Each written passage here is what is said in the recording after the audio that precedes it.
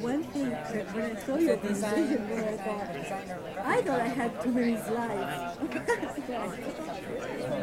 That's an elastic system. If you have it on,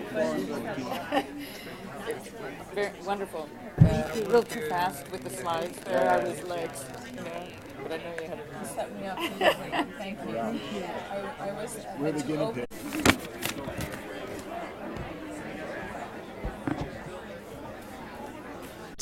The direction we're moving to now, and the idea of the instrumental commons, and a conversation bringing together two speakers and then a discussion by a variety of people who comprise our front row.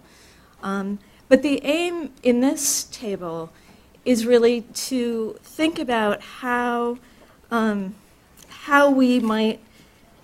What are the kind of novel politics that we can, or political imaginaries that might support the kind of hybrid ecosystems and a new understanding, not simply of the city, but of the urban as a territorialized condition that moves beyond our sort of sense of the city as a bounded polis. If we are really engaged in rethinking the relationships between humans, other species, and ecological systems, how do we begin to cultivate, I'm going to use the terminology that emerged at the end of last session, how do we begin to cultivate wise residents and extend an understanding of residency and residence beyond the human species? I'm pleased to welcome our next two speakers. I will introduce the two of them. They each have 25 minutes to speak. They will present their work. Then we'll bring up to the stage our front table for this discussion. So let me begin by introducing our two speakers. We're honored to have Nina Marie Lister here, who teaches in urban and regional planning in Ryerson University in Toronto. You have extensive bios for all of our speakers and participants, but I wanted to really underscore her role as director of the Ecological Design Lab, and her work that really extends across the terrains of landscape, ecology, and urbanism, someone really operating between terrains in the realm of design, understood through landscape infrastructure and its relationship to ecological process. So she will be our first presenter, and followed by Jedediah Purdy, who teaches constitutional, environmental, and property law at Duke University. Someone who has published widely on issues at the intersection of law and social and political thought. Someone who has done us extraordinary service of translating to a broader public complex ideas about legal systems, about ideas of property, and most recently thinking about the history of imagining nature and the implications of a new kind of ways of thinking after nature, a politics for the Anthropocene. So I will turn this over first to Nina Marie Lister. Let me just welcome.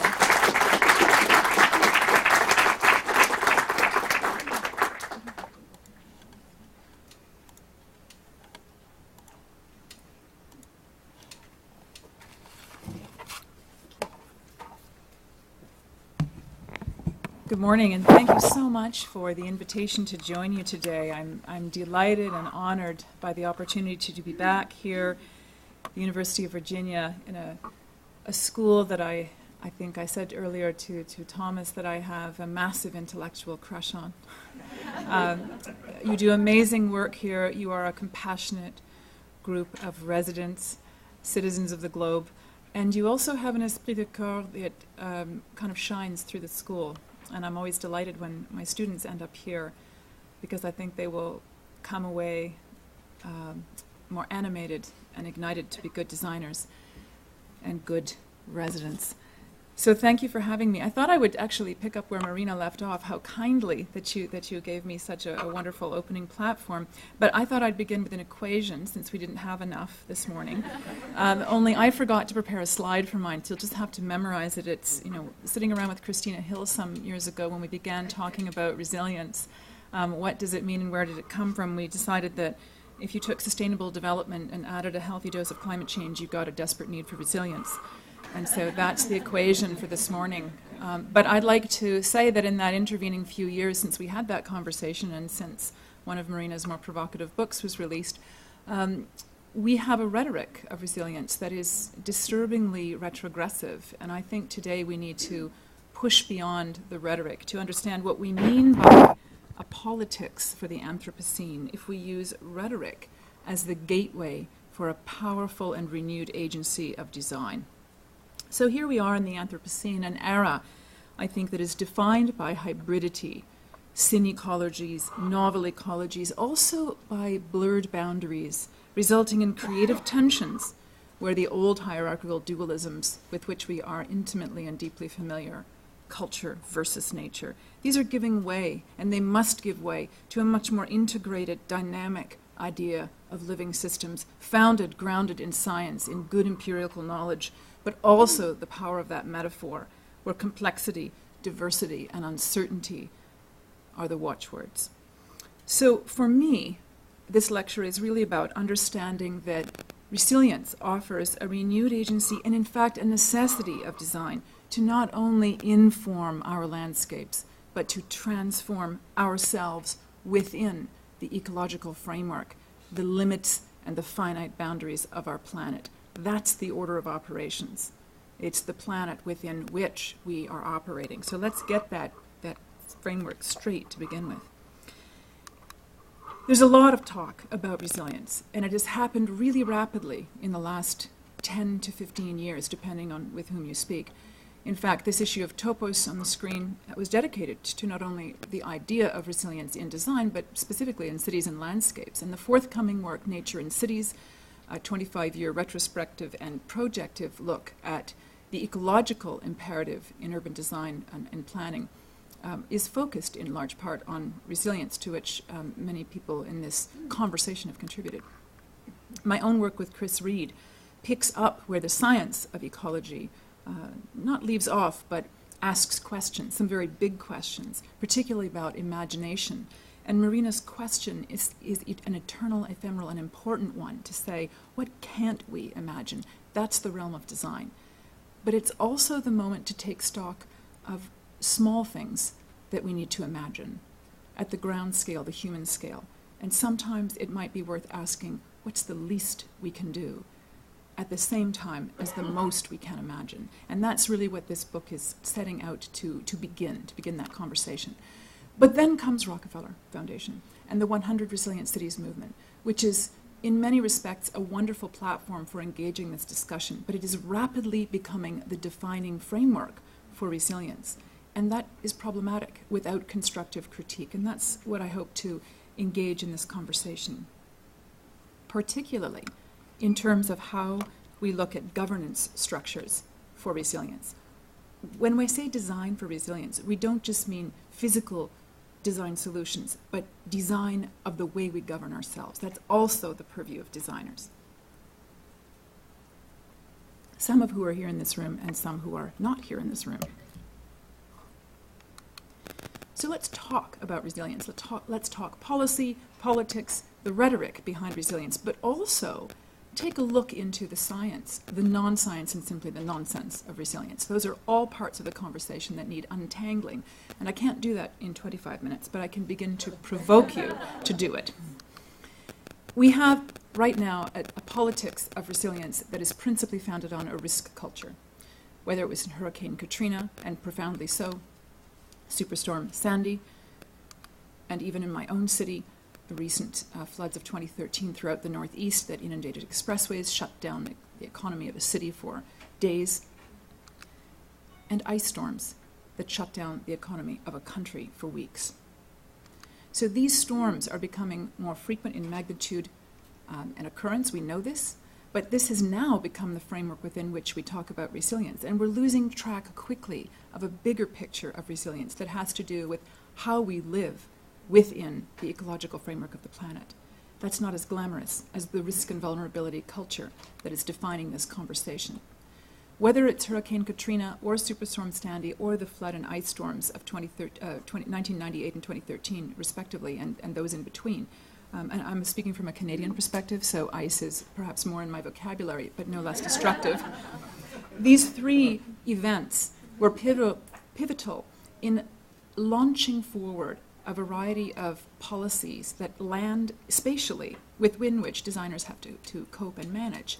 And some have been much more progressive and others perhaps even regressive, not really policies but more dialogues. The 100 Resilient Cities movement, it's not my ambition to deconstruct it, but rather simply to point to it, to suggest we need a richer, more robust dialogue, for which I believe the Rockefeller Foundation and engaged cities that are part of this movement will want to hear, and they need you. And most of all, they need a conversation about the action and the politics of the agency of design. But before we can do that, let's back up a little bit and ask, how can we generalize this topic of resilience? Well, forgive me, designers, for overloading some of my slides with rather more text than I might normally use, but it's important to put words before the images, to ground and to give evidence in some places where required. We know that, generally speaking, resilience has something to do with the capacity to deal with stress and adversity, and actually much of this early literature comes to us out of psychology and actually military operations. This idea of bouncing back to normal, in quotations, has become the defining idea about resilience that's quickly being co-opted by leaders in power to tell us how we can perpetuate the structures and systems at the scales with which we are comfortable to perpetuate the very same thing that's causing the problems we're trying to deal with. This is not helpful resilience. This is pathological resilience. So maintaining, and of course, ecologists know well, there are plenty of resilient systems that we would define as pathological, that we can't get out of. So maintaining our well-being under stress is a positive idea. And so is having a positive outlook despite challenges. Perhaps this week is a good week to dig deep for that resilience. But also being adaptable in the face of change. The question quickly comes, but how much change is okay with you? How much change are you willing to tolerate? In ecological systems, we begin to test and trial this, and we also talk about it heuristically, the capacity to absorb stress or disturbance, to reorganize the system within which we are or how we define, but also to continue to function. Here's the kicker. We're continuing to function, but not exactly in the same way. Think of your health as an analog. After a major illness, we hope we get better, but we are different somehow. We are potentially immune to the very thing that made us sick. Perhaps we are in some ways disabled by it or less than able by it. But surprisingly, we may have other abilities that emerge. So we change after exposure to stress and disease and so on. Resilience is, we must say, in fact, we have to learn how to change in order not to be passively changed by the systems around us. So embedded in this idea of resilience, which is very quickly forgotten in the bouncing back to normal rhetoric, is the idea that we must adapt and sometimes actually transform. Right? Transformation is key. So this embodies in the ecological literature from which it came very significant nuances around structural and functional resilience. There are different kinds, and I won't get into them here, but to say that from a heuristic point of view that helps us think about how we make decisions for ourselves using resilience as a guide, that's important to think about. In work that my students have done, this time in a joint study with Pierre Bélanger at Harvard University, we worked with a group of Dutch citizens and residents. I didn't actually ask them about their status, but I think it's important to say they were from a variety of backgrounds ethnoculturally. And we asked questions about how water, and particularly flooding, would be tolerated socially, economically, culturally, in a culture that has had centuries of expertise in keeping water out. And so suddenly diagramming and drawing hydrology of rivers and polders that were opened and allowed to flood again, began a conversation about what does resilience look like when the boundaries of that system are flexible, adaptable, or when there is no single fixed static point suddenly for sea level. But what if we reinterpret it as a gradient, a seasonal gradient, perhaps even a decades-long gradient? And that space to flex becomes important in allowing us to ask the question, how do we learn? How can we be changed? How can we learn to change so that we are not passively and suddenly, violently changed? And recasting our ideas of fixed points is part of this. Recasting our ideas about the bandwidth of normal that we consider acceptable rather than a fixed, static endpoint. So unpacking ideas of resilience requires the work of people like Marina Alberti and her lab, for example, and there are many others, of course, but long-term ecological research. We have to engage the dynamic, adaptive, complex systems science and its origins in ecological systems science as much as we do the social and equity discussions that go along with that. So these are not separate, of course. My focus is on the translation of one to the other. We can look back at least 50 years to find easy references to notions of resilience in ecological and general systems theory, in landscape ecology, and even in Fritz Steiner's work on risk and vulnerability that started with The Living Landscape, of course, written by someone in both landscape architecture and planning.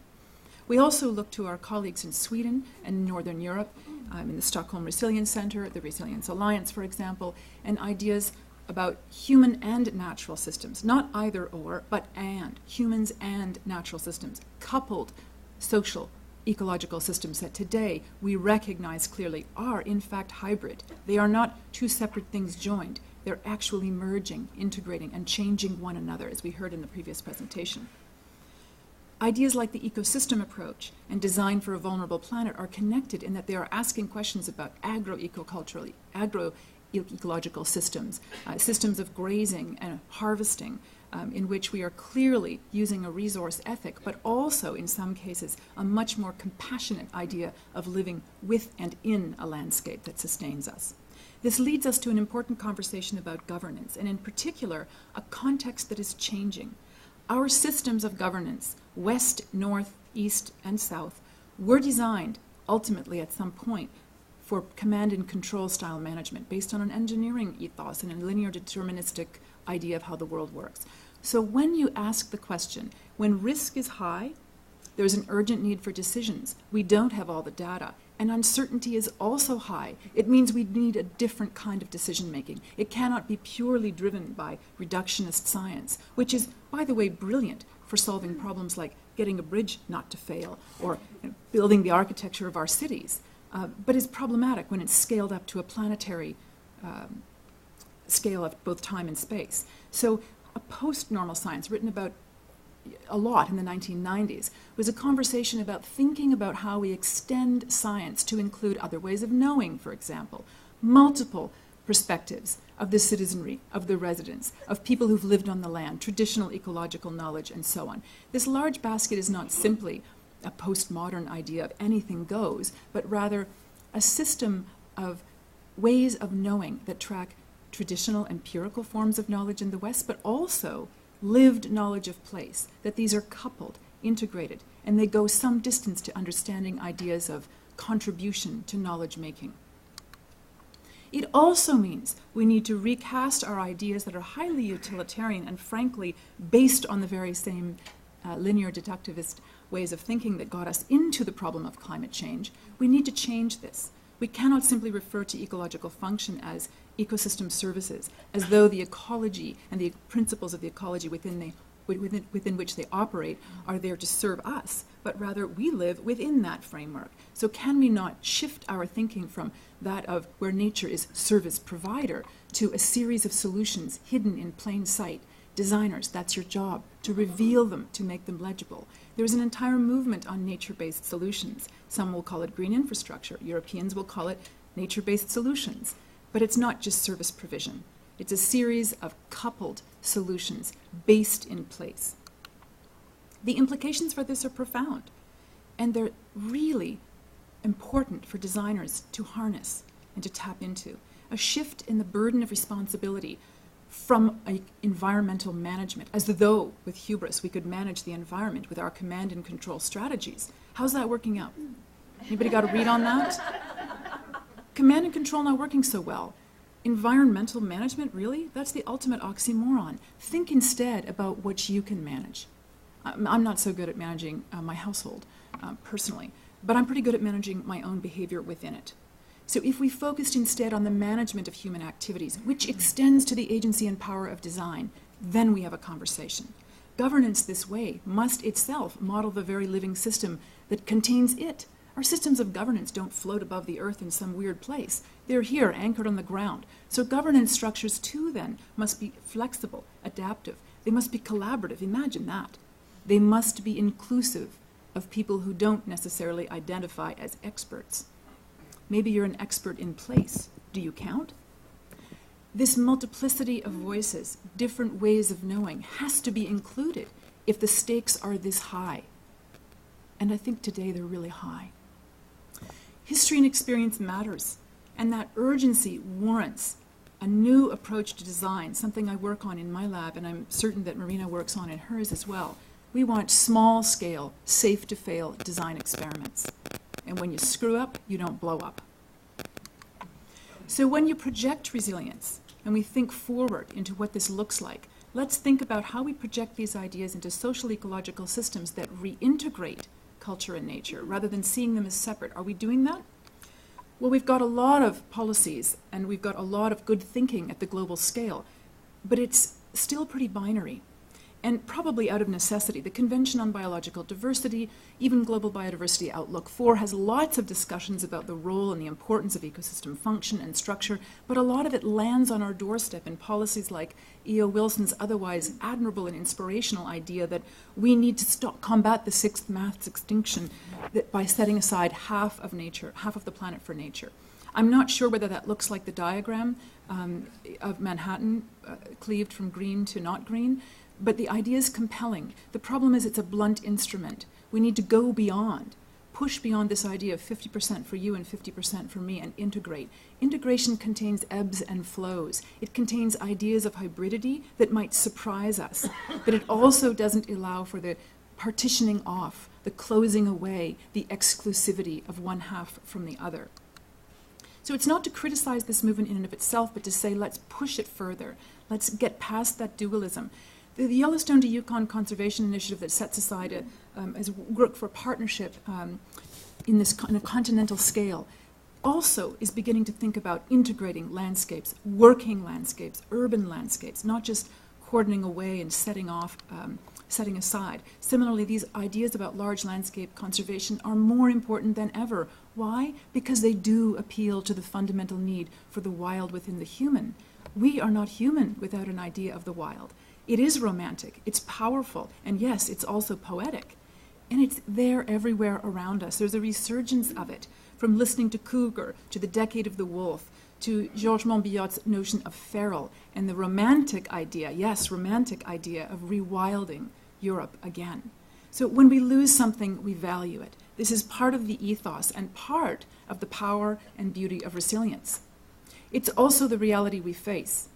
We run into the territories of other creatures every day in our homogenizing, urbanizing way of building. And they're not necessarily easy or pretty, these creative tensions. They can be powerful ways of teaching us, but also of forcing us into making choices very quickly about which species we foster. And when we have the power to be the self-organizing entity, we make those choices for other species quite randomly and for other people. In fact, our landscapes are more and more looking like this rather than the former. And that means that in the power to shape and craft these spaces, this, in the Anthropocene, is the landscapes that most of our children will know. And so what then for resilience? We have to think, as we're going to hear in just a moment from Jed Purdy, after this idea of nature, not as though it doesn't exist, but after the idea of a solitude of nature, and into a time in which resilience operates in a tightly and sometimes loosely coupled way that includes novel, new ecosystems within which we can't even yet imagine. And that brings us to the power of these images to infuse us with a good ethos for design. So whether it's the leopard in Mumbai, the cougar in Hollywood, the one with 4 legs, not 2, all of these images provoke us to go to what we know. So here's what we can imagine, and yet we're still not very good at doing it. We can imagine, in this work that I've done with Chris Reed, for example, a city that is suddenly shaped by a river rather than a river that's subsumed by a city. We can think about gradients for flooding. We can think about patchworks and mosaics that look different at different times of the year because we move beyond a static representation of one money shot in our design competitions, for example. But yet we still do that. We try to imagine floodable places that are safe to play and safe to fail, and at the same time require that constant dynamism within the city fabric. And we also imagine them in the winter in our culture. At least we're starting to. I get a little tired of seeing the beautiful summer images in a place that looks like this for half the year. It also means we show images like this one that James Corner has done of multiple modes of moving through those spaces that are not purely urban. They're no longer homogeneous, but rather heterogeneous. And it means then that when we think about activating resilience, we need to harness the agency of design in a responsible and compassionate way. And I'll come back to that in just a moment. Design agency, for me, in this frame of thinking, means that, yes, we use it to illuminate options. Scenario planning is one way of thinking about it, but from a design perspective, we also might think about what are the values we want to encumber. If we make clear the values that we carry as a society, we then show desirable futures towards which we steer. The planner and the designer become facilitators, not the grand hand of the perfect master plan. It means that transdisciplinary knowledge in this encouraging and embracing of a multiplicity of perspectives is essential. We cannot rely on what Ann Dale has called the stovepipes and solitudes of decision-making. It also means that we do need our friends in the sciences. We need the tradition and the canon of good reductionist science at the appropriate scales, but also to develop new techniques for developing empirical evidence for not just best practices, but next generation practices in what adaptive and transformative design actually looks like when it touches the ground. It's not just a theory. It can't be. So it means we also then have to go back to what we know, this idea of doing something more humble, the immediate small thing we can do when we're feeling crushed by the weight of climate change, for example, or by the politics of the moment. These are dual-scaled operations. In fact, they're multiple-scaled operations. It means that we don't just create a project and walk away, but rather we monitor, we watch, we learn, we incorporate that learning from failure into our next design. Right now, we don't have structures that do that unless we have practices that are very lucky and very closely connected to our research institutions, for example, something we're trying to do. So quickly through some images in the last 5 minutes, I want to suggest that we have strategies for doing this, but we don't have structures of governance that enable us to burn our parks, for example. It's an experimental project in Toronto. It's an oak savanna, requires burning if we're going to keep it in a position that is culturally valuable to us. It's not about what the ecology here has to be, but rather what residents want to see. So what does that mean from a management perspective? How can we encourage these behaviors where they are safe and where they are necessary to foster the kind of ecological relationships we want? For example, how can we encourage flooding? Flooding of places that allows and unleashes a kind of creativity. Flooding that is safe and yet also required for the health of a river. In this example, also a community center in Toronto that is actually, I hesitate to say it's designed to flood, but it is designed to accommodate the occasional and more regular flood. Even examples here from Turnscape, Kongjianyu's, known to you all, Red Ribbon Project, a contaminated series of wetlands that were reread and effectively communicated through a legible and playful structure that brought new life to a place that was seen as dead. There are hundreds of these examples, but I include them because they include such an important part of, beyond just a technical solution, these are designs that bring us to a new recognition of what these places were and what they could be. So reinterpreting landscapes as we remake and rethink them becomes very important. The adaptive reuse and repurposing of old structures to new, something you all do very well, whether here in Berlin's Südgelände Naturpark, which has been repurposed for all kinds of new playful interventions. And what was it? It was a rail line. So we can use the functional structures we have, whose time is passed in a reinterpretive way to tell us stories about place and about meaning that include a variety of other voices. Even something simple like cleaning a river with a cleverly designed trash collector can be a way of communicating. It's the first step to doing something much bigger. Something that is more culturally symbolic, also this example from Melbourne, that includes involvement of an indigenous community to tell stories of places and species that are no longer present but still active in the imagination and perhaps one day will be physically real again. We do this all the time in very vernacular, small ways. We talk to our community members about how we want to change our behaviors. The smallest thing we can do can be a powerful act of insurgent design. We can also do much bigger things. We can recognize the pathways of other species. Before nature simply selects us out of the picture if we don't pay attention, we can do something to engage with that. We can reconnect. We can reweave our landscapes. We can stitch back together the fragmented pieces by using creative design solutions, whether it's for wildlife of the four-legged or two-legged variety or the wet variety in this particular image.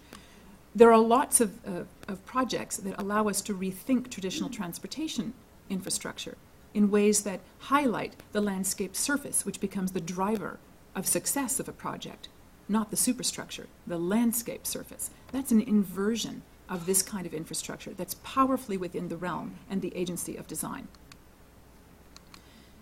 These are built, sometimes very humbly, and sometimes even by engineers. But they can serve multiple perspectives, right? In this case, just even opening the viaduct to allow light in below creates a place where people want to be, where creatures are free to roam and to move. And also as a venue for cultural expression that is no longer in the sewer, but rather daylighted, literally. So small acts that are transformative can be connected to large acts of infrastructure that together, when looked at and scaled up, tell us a very different story about our engagement with the landscape. In this particular example, also from my home city of Toronto, looking at our 44,000 acres of a ravine system on a map is simply an exercise in democratizing the ecology that sustains that city. It was hidden in plain sight until we stitched together the pieces. But that's not enough. It was much more poignant to look to design as a mediator and a facilitator between that map and an artistic installation, an installation that tells a story beyond pragmatism and into the realm of poetry and beauty, essential components to communicating legibly what that ravine system does, where does that water drain, why is it important to think of it as connected. This means narrative. It needs a narrative and it needs a powerful story, and designers are the ones who can tell those stories. You can visualize in ways that policies cannot. So when you think about restructuring policies for resilience, think about what they look like. Visualize them when they touch the ground and when they need the voices of a community to empower and carry them forward. Habitat 3 closed in Quito 3 weeks ago and resulted in the new urban agenda. In my lifetime of 50 years, I have not yet seen an opportunity for ecology, design, and urbanism to be woven together in such a powerful document. It doesn't have a lot of images in it, but there's room for those. And in particular, what does this document say that spoke to me? It says biodiversity and health are essential for cities, and cities are the defining form of the Anthropocene. That means there's a place for landscape architecture and ecology like never before. So don't sit there. Pick up this document and see where your designs land. And by the way, the women who wrote the declaration, and I did say women, I haven't had an opportunity to be on a panel like this ever. Things are changing. So looking beyond the borders of the country where I'm standing now, there is hope outside. And there's a lot of different voices that can contribute to that process. My own city, in closing, is one of the most ethnoculturally rich places to live. It's exciting in terms of its creativity. And it's also tense at times. There are many different voices, more than 230 languages in the school board alone. And so this means our innovation potential is right there among us. Embracing diversity, inclusive voices, collaborative, compassionate possibility for design is right here. Yes, it has been said that smart cities are needed, but smart cities don't exist without smart residents and smart citizens of the world. So when I say citizens here, and I look at this image of Toronto, where more than 67% of people in that, 61% of people in this city of 5 million people at the moment are born outside the nation, citizenship is a global concept. So I urge you, when you look at this image today, when you think about resilience and you think about the power of design, think beyond the rhetoric. Think for one moment how we embrace diversity going forward. How do we embrace complexity, not just accept it? We don't just tolerate it. And we cultivate a new agency of compassionate, collaborative design. That's the thing that's going to allow us to create what Tim Beatley has called biophilic cities, cities with and in the natural world that sustains us. Thank you so much.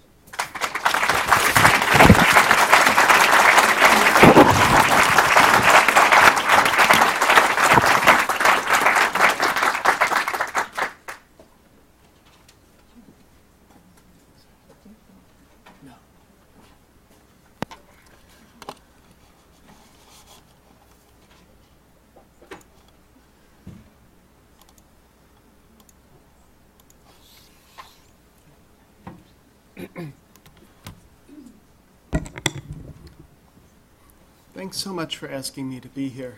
I have always been drawn to Charlottesville for reasons that have to do with your terrain as much as anything else, but also with a long history of friendships here. In the few days since the election, I've observed in the people I'm close to and maybe in myself some emotional notes, confusion, helplessness, and those feelings produce a sense of alienation, bafflement about what just happened, what country it is that you're in, and a fear that feeds on itself because you don't know what you can do about it. And I've watched people, and I helped participated with people in trying to not to be alone with those experiences, and to understand and find ways to act so that we are neither confused nor helpless, but can move forward with an awareness of where we are. So I mention that because the election is very much in the air, and also because I realize in reflecting on it that all of my work tries more or less successfully to find ways to achieve the things that I said I think we're trying to rebuild together now, to understand our shared circumstances, to offer those understandings to people so that they can become things we might have in common, and to clarify our possibilities for taking action. So that's the kind of method or spirit of the project that this talk comes out of. I'm going to approach the topic of the city obliquely by an indirect approach to the topic of politics. As you probably know, the word politics comes from the Greek polis for city, and both civic and citizen come from the Latin civitas for city also. And the city has always been imagined as the artificial and designed environment in contrast to the country, the forest, the natural world outside. Forest means literally outside the walls of the city. In the Anthropocene, our geological epoch, the age of humanity, when people have become a force and maybe the force in the shaping of the planet, there is no more nature that's just natural, that's just out there, beyond our cities, beyond our politics. The basic fact of the Anthropocene is that the world we live in will be the world that we've made. So here, I want to get more specific and regional by going for a few minutes over the Blue Ridge to the west to the Appalachian coal fields, which is part of a region that's so close to my mind that it's where I go over and over in recurring dreams. Over there, right now, historical time and geological time are merging into a single kind of time in an intense form of landscape architecture that most of us don't entirely intend or understand. Human life in Appalachia has always been a response to geology. In the mid-20th century, more than 150,000 people mined coal in West Virginia alone. Most of those jobs are gone today. The coal has kept coming.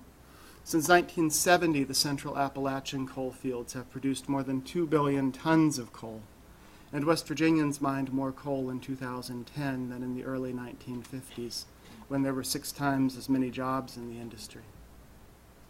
Since the 1990s, and this is the landscape architecture that I'm talking about, half the region's coal has come from mountaintop removal, which is a slightly too clinical term for demolishing and redistributing mountains. Mining companies blast away hilltops to expose layers of coal, which they then strip before blasting their way down to the next layer. Giant cranes called drag lines move the blasted dirt and coal. Those stand 20 stories high. They can pick up 130 tons of rock in one shovel load. The rubble that's left, which is called overburden, wonderful word, overburden, can't be rebuilt into mountains, and instead miners deposit it in the surrounding valleys. Mountains are lowered by as much as 600 feet. The valley floors are raised by as much as the same amount. The Appalachian coal fields were formed from swamps that 310 million years ago covered the region. Some 250 million years ago, tectonic forces thrust the region upward to form a plateau, which ever since has been shaped mainly by erosion, by water. And so it's a land of waterways, and its place names reflect this. Alum Lick, Bering Creek, Frozen Run, Left Hand, Stone Branch, every name for a pattern of moving water you can find there.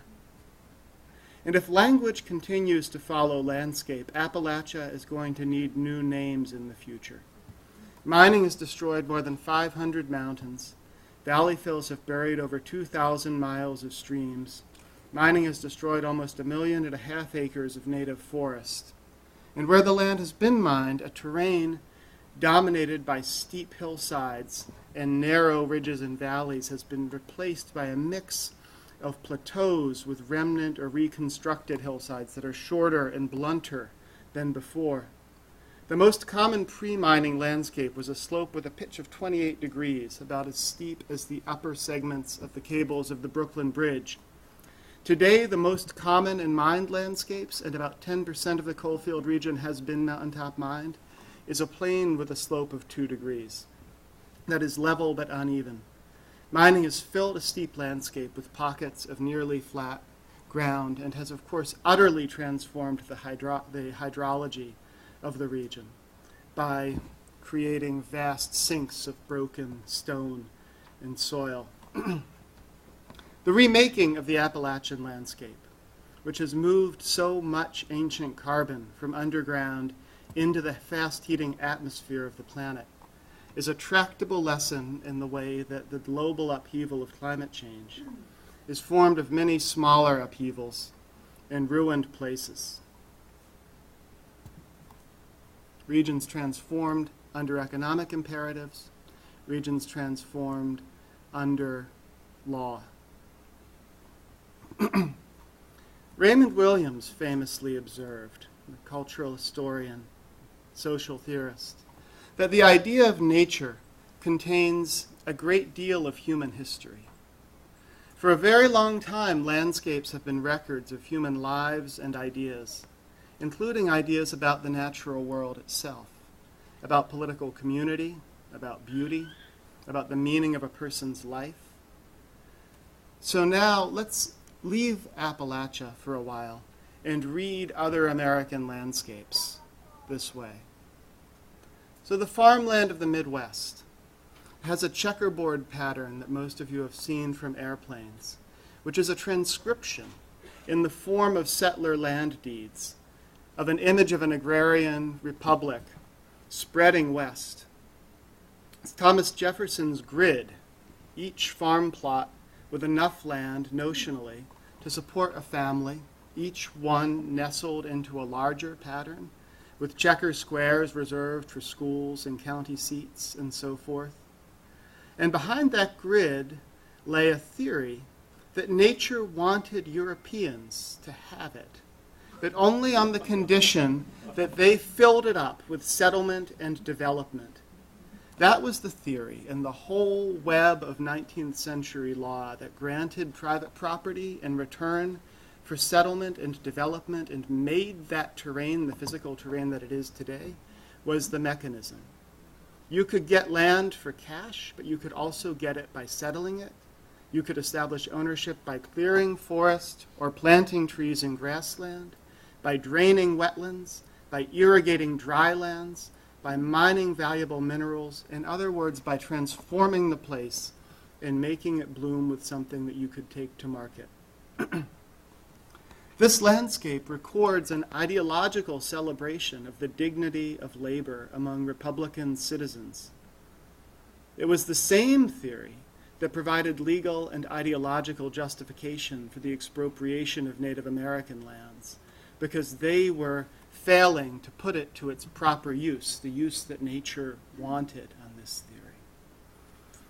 This was a theory, the Republican theory of citizenship and the dignity of labor, of the moral equality of each person's labor, which was also shown false in the enslaved labor economies of the South.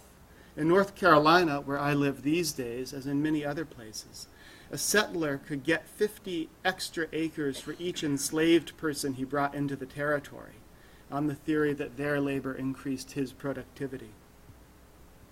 And some rather amazing new history of the role of Southern slavery within 19th century global capitalism has reminded us that the vast forest clearing that built the plantation landscape of the South was possible only because of the legal regime that Sven Becker calls war capitalism, the massive expropriation of indigenous land combined with massive mobilization of bonded labor in the form of armies of enslaved people marched to the frontier to build an agricultural landscape. So labor and technology make landscapes. They do it under economic imperatives. And law orchestrates this work, which is often violent work, and relates it to complex forms of public and quasi-public justification that appeal to ideas of what the human and natural worlds are, should be, must be. This translation is what I'm proposing to track in landscapes, by reading landscapes as records of the ways they have been inhabited and the ideas under which they've been inhabited. There are even more direct acts of translation, even of transcription, than the Midwest and the South. An easy one. National parks and wilderness areas are memorials to a certain aesthetic, even a certain spiritual idea of landscape and of the kind of person who can appreciate it. If you visit one of these places, especially one of the national parks that were created in the late 19th century, like Yosemite or Glacier, you'll find a landscape that was picked out for its approximation to an aesthetic ideal, the principle of sublimity, of wild and inspiring nature, as it was theorized in Europe and then popularized for an American setting by the Hudson River School painters, Frederick Church, Asher Durand, others. These parks were created by acts of Congress to approximate a painterly ideal that had been theorized in London and Edinburgh and Prussia. The romantic landscape that I'm describing now, like the agricultural ones that we've already talked about, has a history of deep inequality written right into it. Native Americans were cleared from the parks. John Muir, who was the great champion of the parks, called them dirty and unpicturesque. And the whole habit of seeing nature as God's inspiring canvas appealed to a white upper middle class constituency. people who set themselves up as nature's special spokespersons, the only ones who could appreciate it in the way that it was meant to be appreciated and wanted to be appreciated. And some of them, this seems salient this week, some of them were anti-immigrant activists and white supremacists. The founder of the first American groups to save the bison and the redwoods wrote a book about race that Hitler called My Bible, and that Teddy Roosevelt blurbed and called a capital book which every American man should read. So their visions of American landscape are written in our national iconic places. And the Romantic landscape also models a certain relation of nature and capitalism, a division of the world into a standing reserve of resources on the one hand, and on the other, a network of vacation destinations, reprieves, for the people that John Muir called nerve-shaken and exhausted by city life. The establishment of this ideal of the Romantic American landscape was a move in the cultural attempt to define some goods and experiences as outside the industrial capitalist market of the first Gilded Age. And doing that, of course, both presupposed a level of economic and cultural privilege within that nexus, and soon enough it was reincorporated into the nexus of the market in the form of the high stratification. Or consider, I was going to leave this bit out, but again part of it becomes relevant, I think, this week.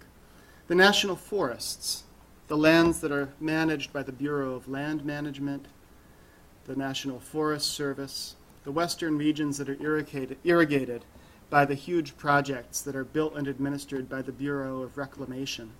And that, like overburden, is another word worth considering. We have a federal agency called the Bureau of Reclamation, the Bureau of redeeming land and making it again what it was supposed to be.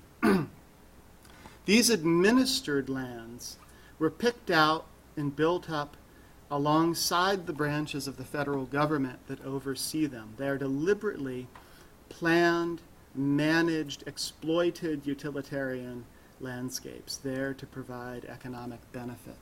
And the progressives like Teddy Roosevelt, who blurbed that book I mentioned earlier, who built these landscapes, argued that systems like forests and soil regions and rivers were too complicated and too large in scope and too interdependent to be managed by the self-interested and fragmented private ownership that earlier era of frontier settlement that created the Midwestern landscape had made. They said that these systems had to be administered at their own scale of space and complexity, and that this required government regulation by experts, and so required the development of a strong and extensive national state. And so a new conception of the natural world and a new conception of the role and scope of American government grew up together in the early 20th century. And this new view of the natural world, as complex in ways that required the management of experts on the federal scale, stood in for a whole new picture of the social and human world as well. Teddy Roosevelt said that his whole domestic agenda of economic and social reform was nothing but an extension of the general principle of conservation that applied to the natural world. That the same principles applied to managing big and complex legal regimes like labor law, antitrust, city planning, education, and public health. So a politics of nature was key to the program of building a strong national administrative state generally. And here, too, this is the reason that I couldn't leave it out today. The history of landscape making and state building in relation to a picture of the natural world and where we fit into it has hierarchy written right into it.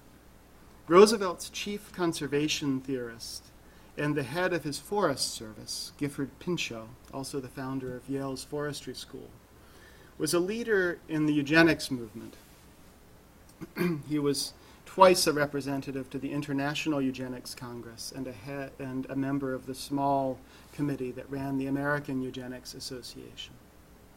For him, treating people and the natural world as a spectrum of resources to be managed for the general welfare shaded very easily into treating disfavored or excluded populations as not really mattering much anyway. Think of migrant populations and refugees today, and the question is implicit in our politics around those themes. Who is a person and who is a resource problem, or a kind of demographic contamination to be managed? And that question brings us to today, to the landscape of Anthropocene inequality. So it's well known that planetary changes will amplify existing inequalities. It's common wisdom that rising sea levels will first affect some of the world's poorest people whose countries made the least contribution to the drivers of global climate change. But I think there's something more. Those inequalities will frequently feel, the disasters that enforce those inequalities will frequently feel as if they were natural, as if they were built into the world itself, because they'll arise from the activity of a post-natural nature, storms and floods and epidemics. And moreover, it's not just the vulnerability of some people that will be tempting to see as natural. It's worse than that, because the immunity of other people will also seem natural and given, because wealth has always meant some protection from nature's cruelty and arbitrariness. The first spur to technology and development of all kinds is the wish not to be killed by nature. Tropical diseases, as their range moves, will find some populations well equipped with vaccination and medicine and public health services, and others struggling with bad government and derelict health systems. If seas do rise fast, even the U.S., feckless but rich, will begin adapting fast, and coastal flooding, disastrous coastal flooding, will get classified in the rich world mind as a catastrophe of the poor. And so may starvation. A legal regime of unequal Anthropocene vulnerability is developing with respect to the global food system. Just one example, Chinese companies have entered into long-term leases, 100-year leases, for some of Africa's richest farmland. So when drought or soil exhaustion or crop crisis puts a pinch on global food supply, contracts and commerce will pull trillions of calories out of there to where the purchasing power is. So we need to think about the regime that this global landscape of unequal vulnerability develops under. Previous episodes of global ecological inequality took place under direct imperial administration, like the Indian famines of the late 19th century under British rule. Ours is emerging instead under the sign of free contract. Anthropocene inequality is being doubly laundered. First as something that seems natural, because it's simply a series of catastrophic events in the natural world, the post-natural, so-called natural world. And second, it's laundered as the voluntary and presumptively efficient product of markets. Because human activity now shapes the natural world at every point, it's especially convenient for that world-shaping activity to proceed within its own pseudo-natural market. So if we want to move beyond this, we need to pose explicitly political questions about the value of life and ways of life, and to begin from a pair of premises that I would call democratic. First, that the world, in a deep sense agreed upon by many religions and many traditions of political philosophy, belongs to everyone, that it is originally held in common among all people. And second, that everyone should count equally in judging the ways that we use the world and the shape that we give it. The shape of the Anthropocene is a political, ethical, and aesthetic question. It'll answer questions about what life is worth, about what people owe one another, and about what in the world is awesome or beautiful enough to preserve or to create, since we're not just preserving, but deciding what to preserve, and in some sense deciding what to make in the world that we live in. And in this moment, more than ever, I think it's clear that this is also a question about the political community, about who is part of that community and who is outside, about who gets to be a human actor, an agent, and who is treated as a managerial problem, a resource to be managed or a virus to be excluded. It's a question, as it's always been, about whose vision of landscape, of place, gets written on the land, gets turned into a park or a monument, and whose visions of landscape are swept away, paved over, turned into someone else's factory farms, even turned into someone else's parks. I don't believe, here I want to speak to the conversation that I came into when I arrived here at about 11 o'clock, and I wanted to be here earlier, but I got in very late last night for reasons beyond my control. So this is an intervention in the ongoing conversation here, but one that also follows from what I've just said. I don't believe that human systems can be both spontaneous and just, though just systems can benefit from spontaneous design features. I believe just systems must, in the first instance, be collective and intentional, which means that they must be political. And for this reason, I believe in citizenship, because this is not just any status of privilege. It's the status of a member of a political community who participates in making its own terms for shared life. I believe the status of citizenship also cannot be morally redeemed unless it's universal, and that in the present world, where our economic activity and its ecological effects are global and our politics is national, and where citizenship is braided with ethno-national exclusion, we are involved in tragedies, and that we can only hope to overcome them by pressing through them with resolve and with solidarity. Thank you very much.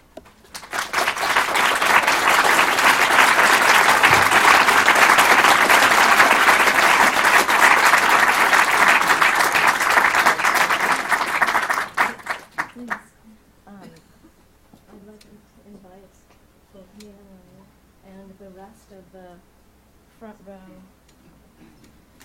to join us on stage.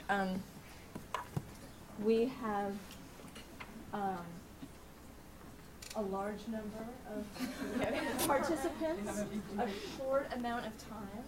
So I just want to welcome to the stage. What? I just want to welcome to the stage a group of people who are familiar to many of you. Thomas Woltz. No, it's your chair. I got the mic. You got the chair.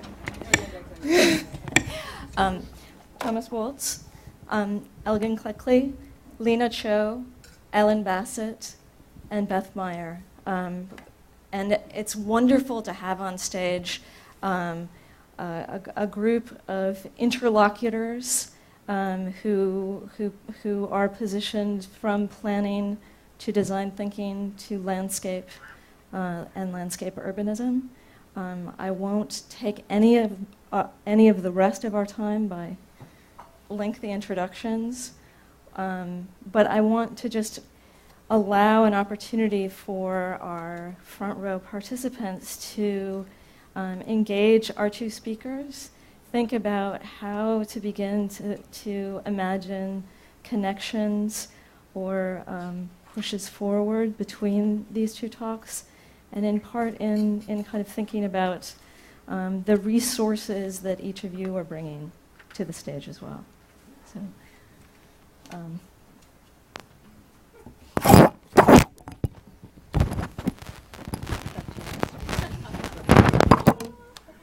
I'll just start out by saying to follow Purdy and Lister, right? To what person I know well, one I only know through writing, is a humbling experience to people whose writings have really, I think, challenged how we think about the commons and how we think about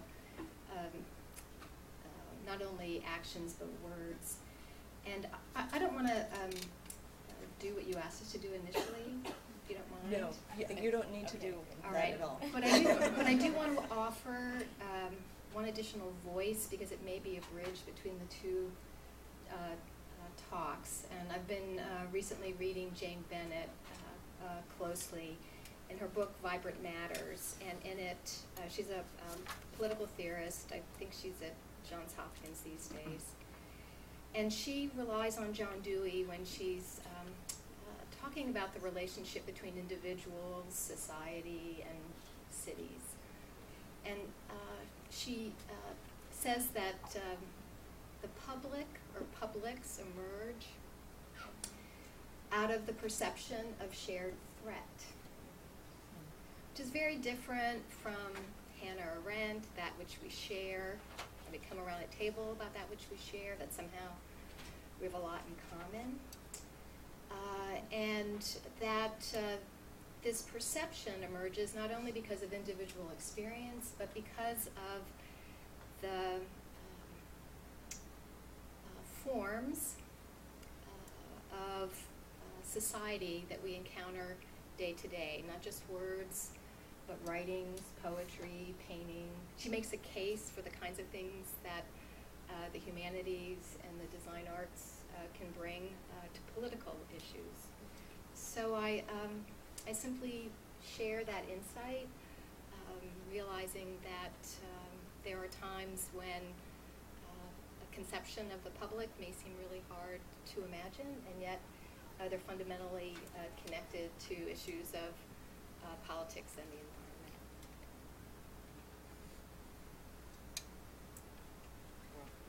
Do you want to respond?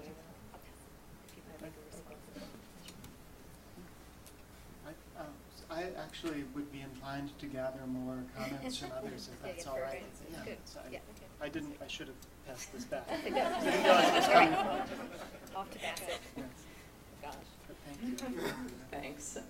So I guess I'm an urban planner, and I focus heavily on institutions. So I'm very interested not only in sort of the formal rules that we create through constitutions and laws and regulations, but I'm also very interested in culture and norms and habits and things that are unwritten and how they influence us. And I apply these to thinking about land and landscapes, and particularly in Africa, in a very place that has huge equity challenges and is not in the realm of global governance, a place that many of us think of as being particularly powerful.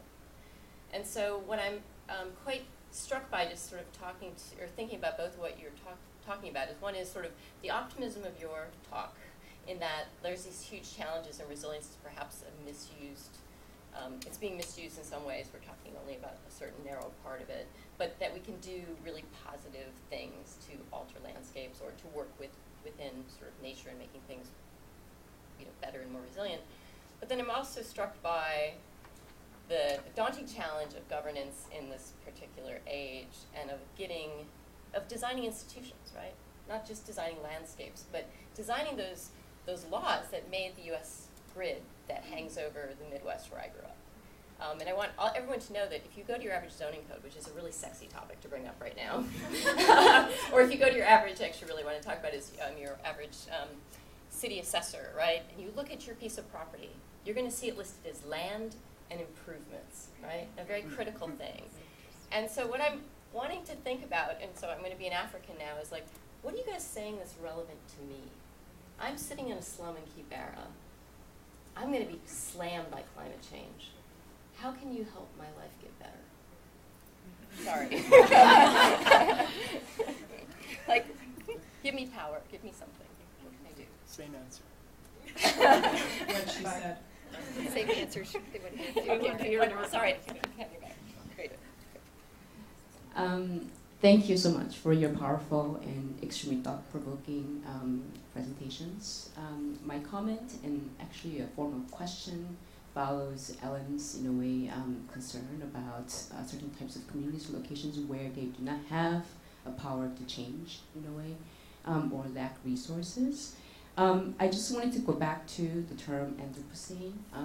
I think the commonality between, the topic of Anthropocene, we have to acknowledge the fact that Anthropocene is political, because it's the result of our collective action that have changed our material and physical world. At the same time, I'm baffled because it also wants to be apolitical, because it transcends any kind of political boundaries, lines, etc. So having said this, and also going back to your presentation, especially when you said something about the planetary changes highlight inequality. And I'm also referring back to Nina Marie, your point about the design agency, how we can actually learn to change. So the question is, I guess I'm a little bit more pessimistic, also as a result of this week's election outcome. But the question is, how can we actually change the way we change? And part of that is not only being, the transdisciplinary, but the idea of Anthropocene really gets at the transnational, like much more at a geographic scale. It's very, very difficult to even have a conversation in different fields that are outside design. For example, the language issues. I go to DC and they have no idea what architecture is and landscape architecture is. So what are the actual forms of or methodologies that we can begin to create or begin to discuss where a concrete set of changes can occur to deal with this global yet also very local and bodily scale of changes? That's one question. The second question goes back to the idea of design agency. Hi, that's my daughter back there.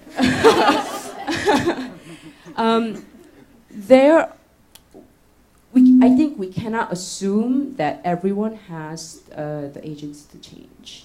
So, this semester I'm doing a studio in Chishmeret, Alaska in the Arctic. The design discipline is extremely biased in the temperate climate zone. And also in bigger cities where this kind of conversations occur. So how can we make sure that that kind of equity in terms of being able to discuss but also give enough resources for people and communities who do not have enough of them can also be part of this change? Sorry to be so dark and pessimistic. My grandmother on Wednesday morning, I called her and I said, "Can you just tell me something?" She said, "Baby, it's time to get information."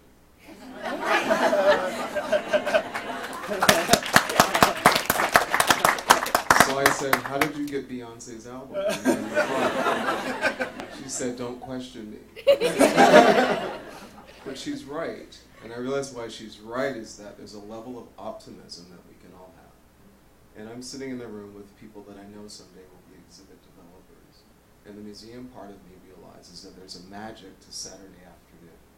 You've got people queued up, they're getting information to get information. So therefore, we produce ideas. We have fantastic ways of looking at the world.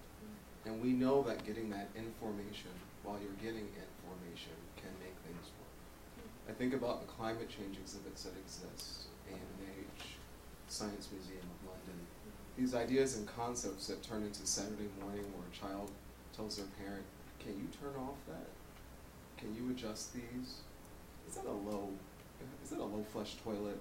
These moments where all of a sudden now information becomes part of us. So perhaps as an answer and as a place, these fantastic ideas, which both of you have given, always will help us. And the more information we have makes people see people differently. It makes us realize that we're all together and that we're more similar than we are different. So I feel like right now, what's fantastic for this positive way of looking at the world and for us to get information is to take your information into a public sphere. So I listened to that and I got exceedingly excited because the exhibit development part of me said, "Oh, that's easy. We could do this exhibit, we could do that interactive. This is one quick way to do it. This is one other solution."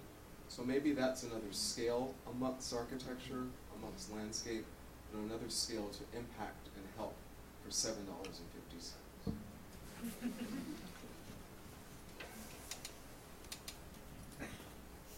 Go ahead, Beth. You said what? You have Yeah, because these comments might seem like cross so many scales and categories, but the fact of the matter is these issues are entangled, right? And scales are entangled. I have to admit, I feel much more comfortable in the conversation of this session than the earlier one, where I felt like there was still a lot of reliance on very simplistic binaries and dichotomies,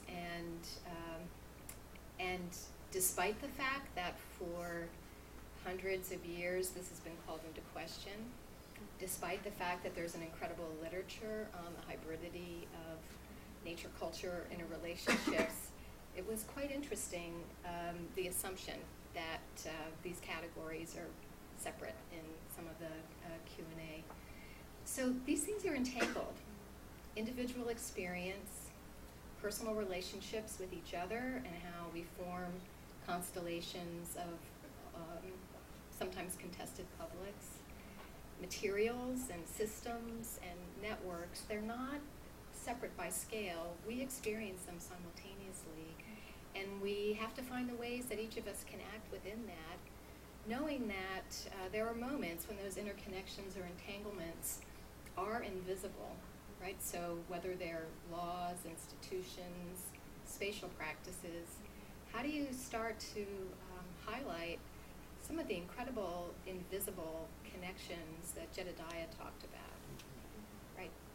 The landscape is so powerful, and here I'm talking about the city, the suburb, the places we make, because it naturalizes power and inequality and values. It just seems natural. We don't realize that in space, power is encoded and inequalities are encoded. And this is especially true when it comes to issues of climate change, and where those effects will be felt early on.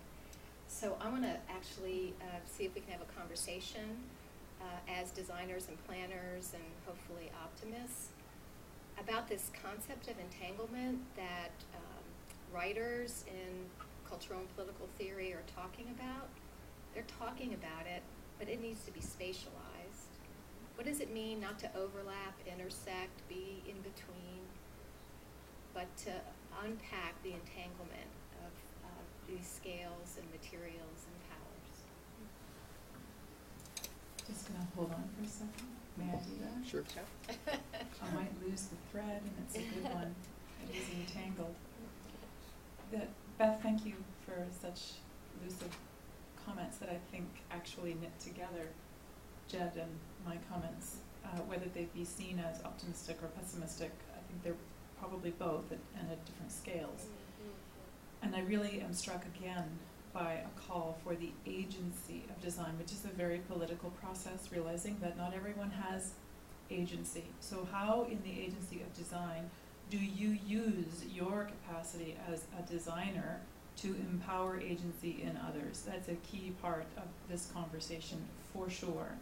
Whether it is in the act of storytelling or in the act of revealing, making legible a language that once you give a word to something, you give meaning and therefore validation to it. And that can come through drawing. It can come through the exposition of shared values as well as shared threats. And sometimes it's those shared threats. When I look at the landscape of America from across the border, over which I have no agency or power or vote, because I'm Canadian, looking at you, I'm struck by the binary, of course. Not only in the numbers and in the colors, but from the city to the hinterlands. That's pretty clear. So the Anthropocene is political. Of course it is. And it's also divisive, centered on the cities. Isn't that the phenomenon that we've just seen? City versus hinterland, and all the rest of the binaries that come surging back at us. So I retreat to the place where I have some agency and some, if not authority, some capacity to use information for emancipation. It's telling stories. sometimes really good ones and sometimes really sad ones. That's, for me, what I mean by the agency of design, and it helps me to be resilient at a time when I need to encourage others to find the same.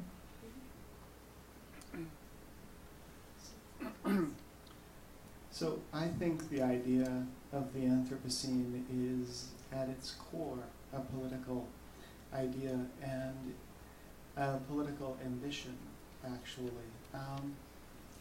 I think the geological sense in which the Anthropocene might be just a fact having to do with the kinds of chemical layers that we're now depositing on the surface of the Earth is only an occasion for the political project of the Anthropocene, and that project is to try to build political institutions, movements, networks, and vocabularies in which it's actually possible to take a just form of collective responsibility for the world that we are in fact already shaping, willy-nilly shaping together, but without justice and without coordination and without shared intent.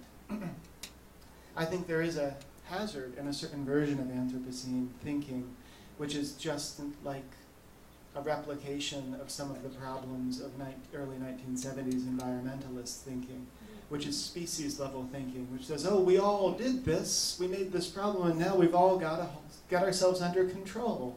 But of course, we didn't all do this. We certainly didn't all do it in the same way. We haven't all benefited equally from the global regime of economy and ecology that we've created, and we're not all equally vulnerable to it. So we need to find ways to take account of those radically different ways in which we're all in it together. And the reason that I think ultimately the goal is one of politics and citizenship is that that is a deliberately artificial form of equality. It's an equality that we establish for one another through a commitment to interact in certain ways and make joint binding decisions in certain ways. That is an explicit defiance of the idea that our inequalities are natural and inevitable, and it's an attempt to set in motion a permanent process of calling those inequalities into question and trying to remake the legal and institutional apparatus where our coexistence and our interdependence get shaped, because those can shape our interdependence in ways that make us actually objectively more in zero-sum relationships and more each other's enemies and problems, or in ways that relax those tensions and give us more opportunity for mutually productive collaboration, both among ourselves and with respect to natural systems. So that is the sense in which I think political decisions need to be respectful of and even seeking after systems of spontaneous coordination.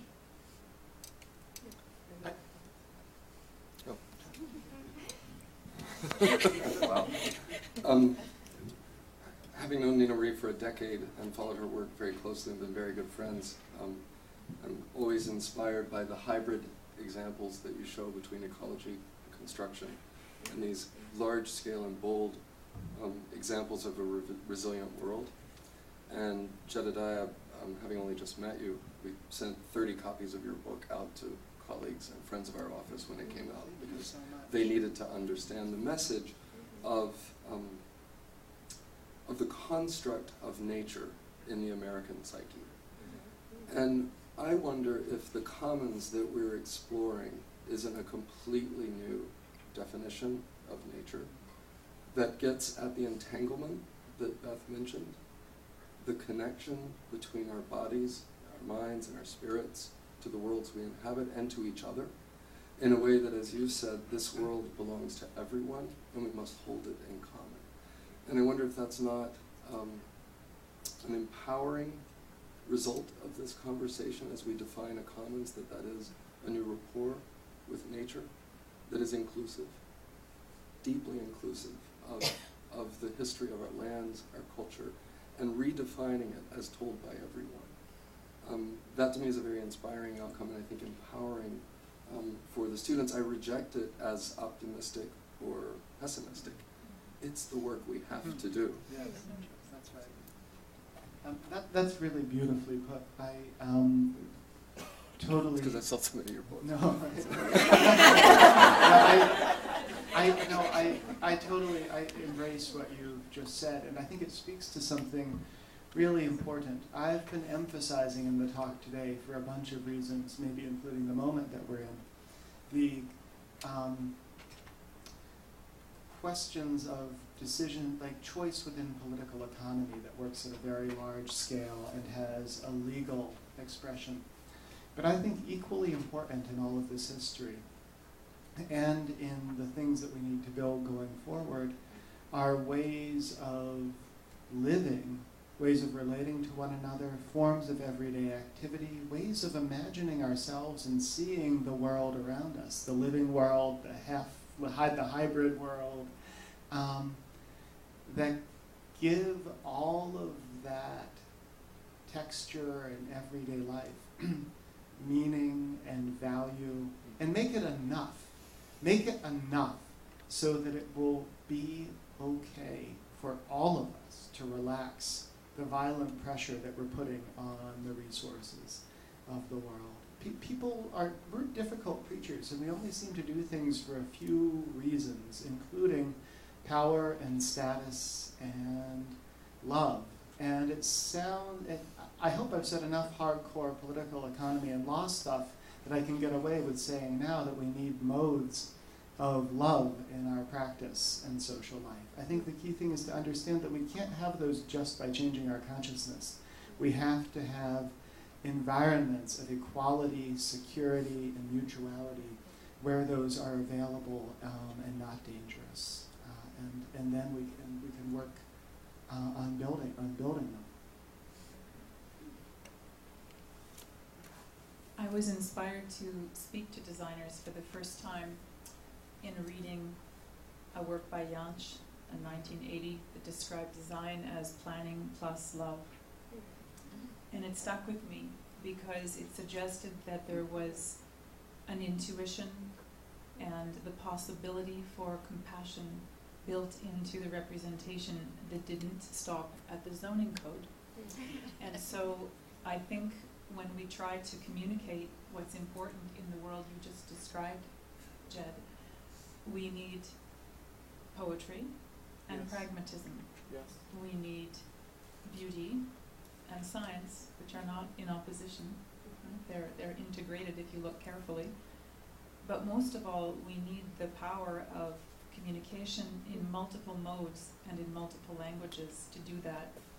And I am most concerned when I see the increasing homogeneity of what counts as valuable knowledge, what counts as acceptable policy,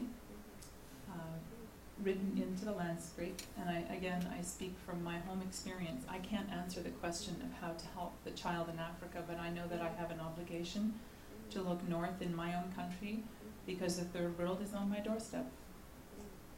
It's right there, again, hidden in plain sight, because we as a country don't acknowledge the fact of our indigenous peoples who our laws also allowed, and I think the words you used were to orchestrate and organize an otherwise violent act, an act which is quite violent, and that's written in the territory of extraction that is otherwise called Kanga.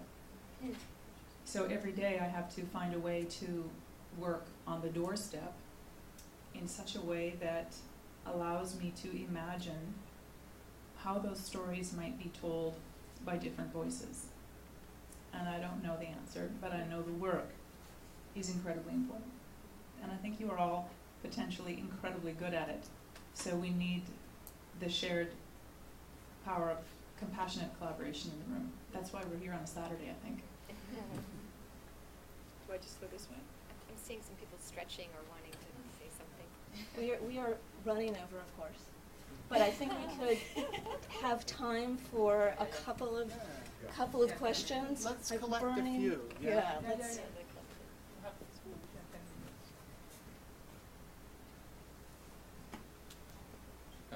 Thank you so much for the presentation. It's very provocative and sometimes feeling like a pitch for immigration, which probably we need right now. I the questions for Jedediah, and then I was really looking forward to your talk, and particularly on the point which I think is quite crucial to all the discussion here, which is really the ownership of property, and why that we can claim ownership on land, and what really is the history of that, and the way in which we acquired ability and rights and justifications for modification and extraction from land is fundamentally based on the concept of ownership. So I wonder whether, from your perspective, you could kind of expand on that point a little bit. Thank you. Let's take another couple questions Yes. and then Absolutely. do a collective response. Yes.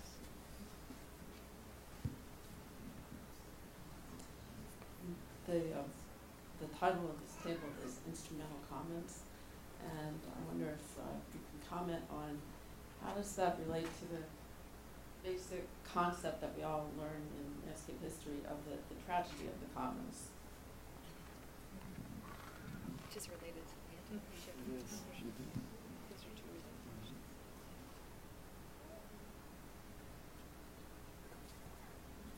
Hello, to people I've known for 30 years.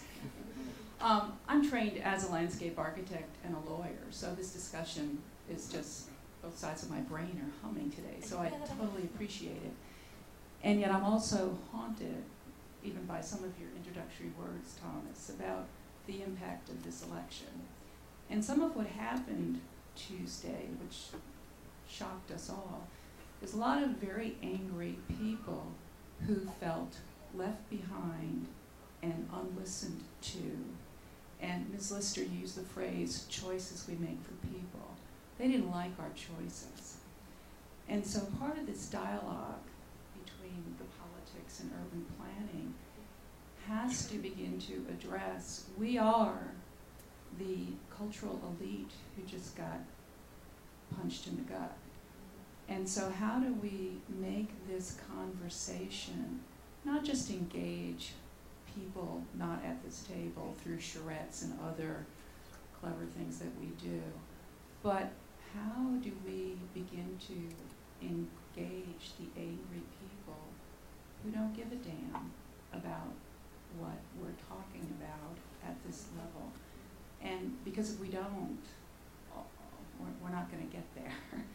So that's, I'm not sure what my, it's just, how do we step down from this elite discussion generation to come here and make people feel not just engaged or listened to, but not left behind, not told to. Thanks.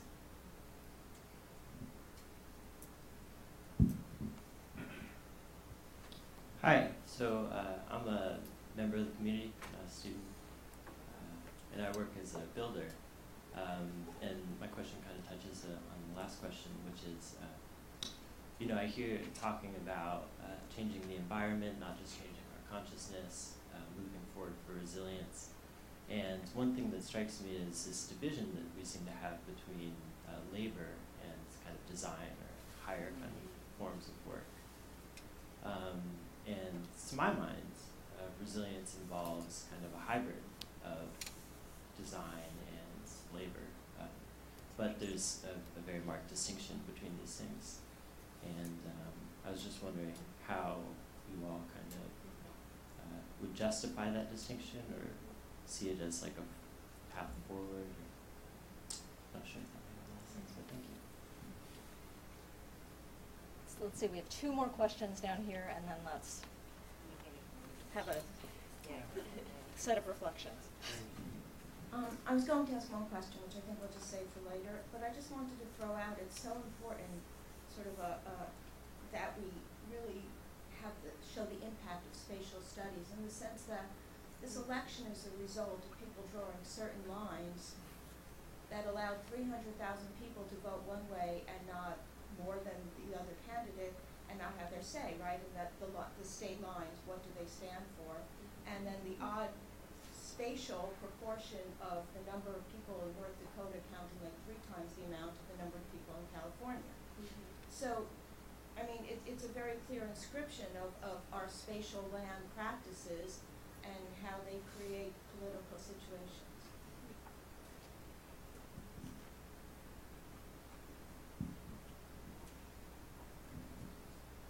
Sort of building off of the question of how we address the fact that about half of this country has chosen something that has left a lot of us very hurt and could hurt us quite a lot in the coming 4 years. I asked the question of, well, it seems to me that while the focus of the fear that that part of the country has expressed is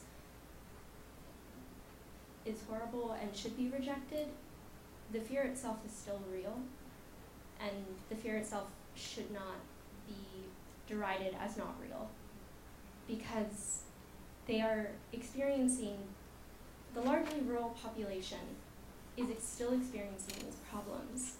And so how do we address those problems and design for those problems and go back to a world where it's not, where design is not just about the urban, but still considers the problems of the rural without supporting the focus of the fear that many people in these communities choose to direct their fear at.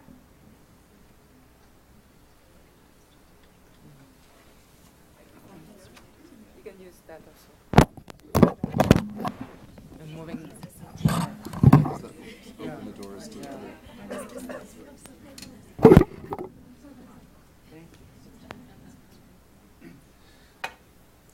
So, sincerely, what a fantastic set of questions and comments. And I had very much the same response, again, totally in earnest, when I walked in at the end of the last session and listened to what people were saying.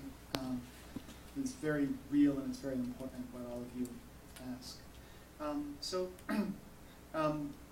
Other people up here suggested I start with the first set of questions about property and the commons, and then I'll go on to say some things about citizenship and labor and politics.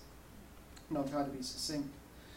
So the tragedy of the commons, many of you know, is a parable about how resources held in common where anyone has access to them will tend to be degraded and worn down if you assume a certain kind of legal regime of open access among all the members of the community, maybe everybody in the world, and if you assume a certain kind of self-interested rationality, a narrow self-interested rationality among the people involved. I think this is a nice way into the larger question of property ownership. I think it's a deep and pragmatic fact about human life that we need some way to decide who gets to use which of the valuable and finite resources that we all need to live the lives we want to lead and to be safe and to be fulfilled. And so in that sense, something we would call property, I think you literally cannot get out of the world as long as there is a finitude of the things we value. You have to have some way to sort these things.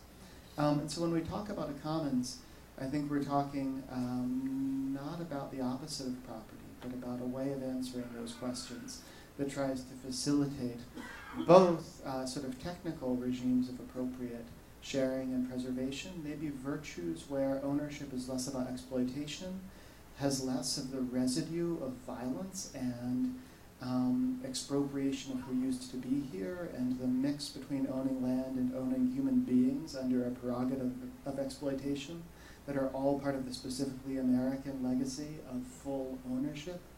And moving toward more is maybe something of the idea that the Franciscans argued about in the medieval period with the Dominicans. The Franciscans argued that no one ever really owns anything, you may just have a right to use it for a time. And that right to use it sorts the question of who can use it today. But it might not mean, for instance, that you could ruin it. It might not mean that you could break it. It might not even mean that you could use it unjustly. And a culture, like to try to build a legal regime that would encourage a culture where people could take those kinds of limiting forms on ownership seriously, I think would be a way of thinking about the ambition of, an ambition of the commons. What if you use a front?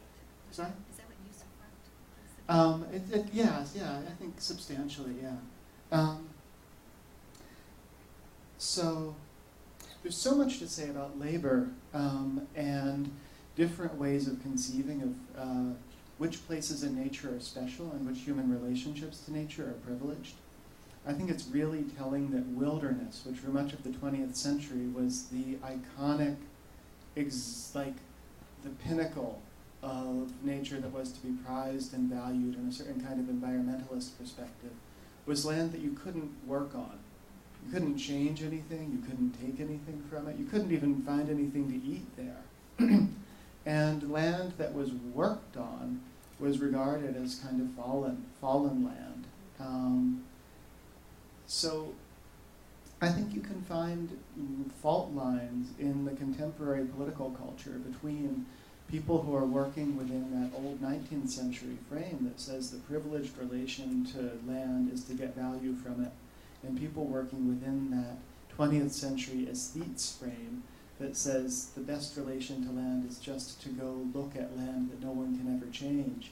I think that was, for instance, what the flashpoint of the occupation in the National Wildlife Refuge in Oregon, the Malheur, was really about, in a way. Two very different conceptions of who it is who has a deep claim on the land.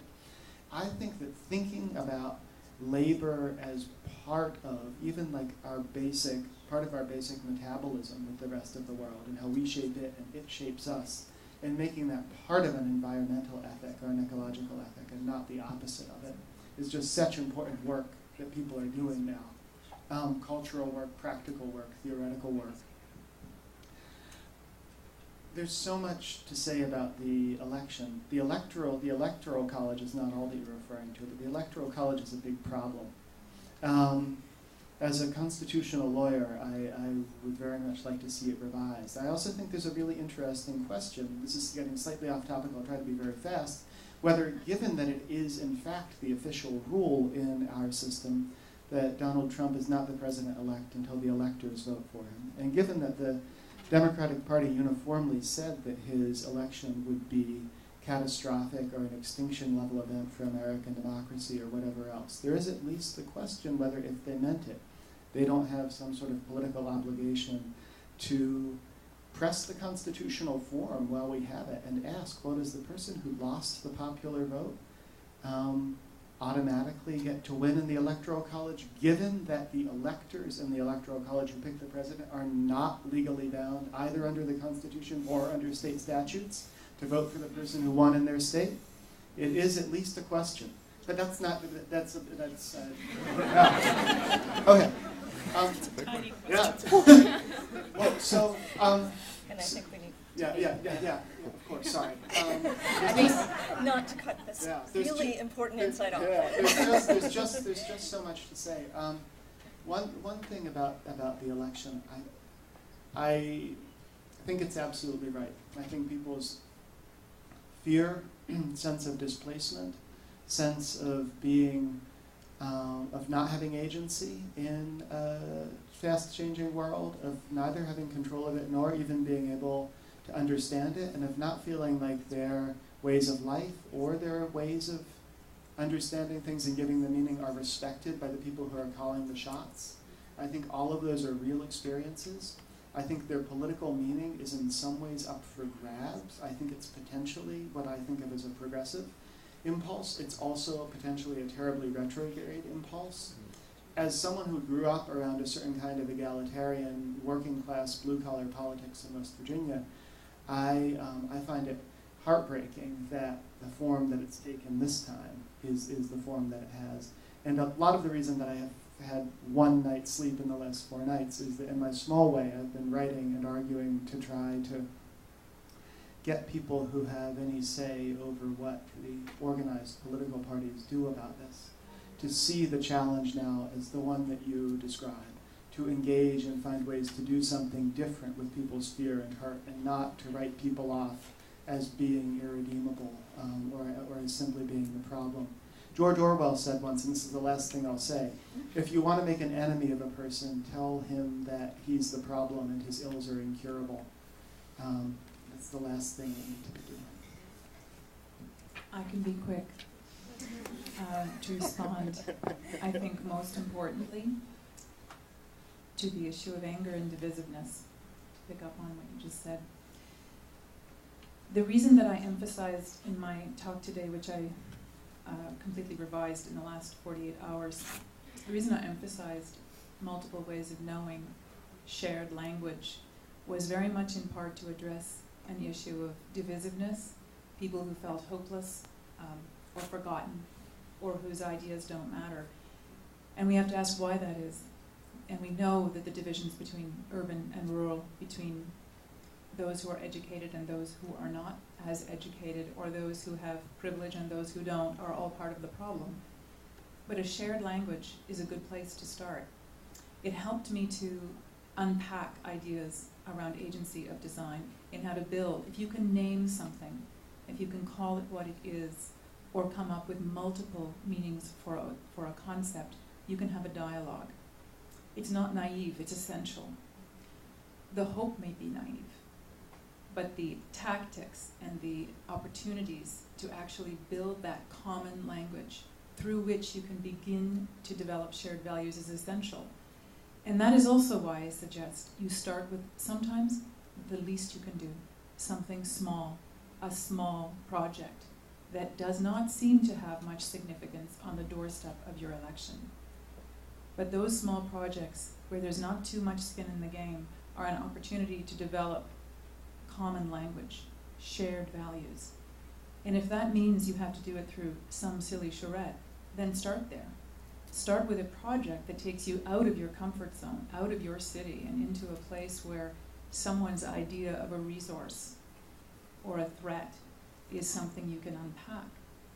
The image on the screen behind me is a really powerful symbol of that opportunity for me. It's also my family. Borderless in some ways, very much contained in others. And it is also a symbol for election night, when baby Atlas Foster Rinston joined the world. I hope he doesn't shrug, as someone said. But he is born to parents who are Jamaican, American, Swedish, Canadian, but not really always by passport. So does that make him a citizen, or does it make him a resident? I know it makes him the future, and it means there's a reason for shared understanding. Thank you.